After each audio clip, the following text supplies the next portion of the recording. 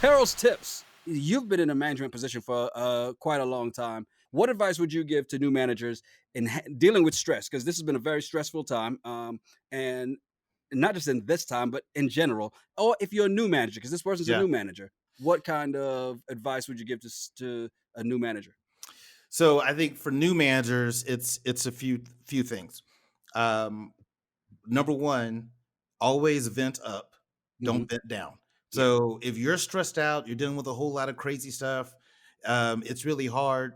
Complain up. Never complain down. Your team shouldn't know the stress that you're feeling because it's going to make them feel like you're a bit of a complainer. I can't go to you with my problem because you're going to come back with another problem. yeah, Then the other thing it does is it makes them say, God, I don't want to work my way up into leadership. This is BS up here. If it's this crazy, I don't want to deal with it. And it's like not that leadership is bad, it's just that leader is struggling. So number one, I think vent up. The other thing that for a new leaders have to remember that they're the pace setter, right? yeah. So they set the tone. And so if you're coming in all frantic, you're going to make your people act all frantic.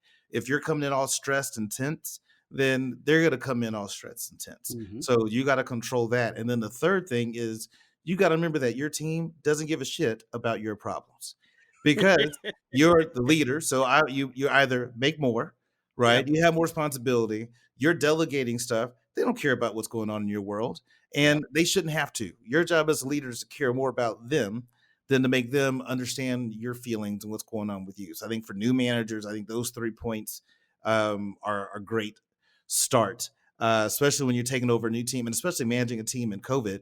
Everybody's dealing with stuff. Everybody has stuff going on. You have some of your employees could be losing family members to the pandemic. Some of them are going crazy because they've been stuck inside all this Hmm. time. They're dealing with things too.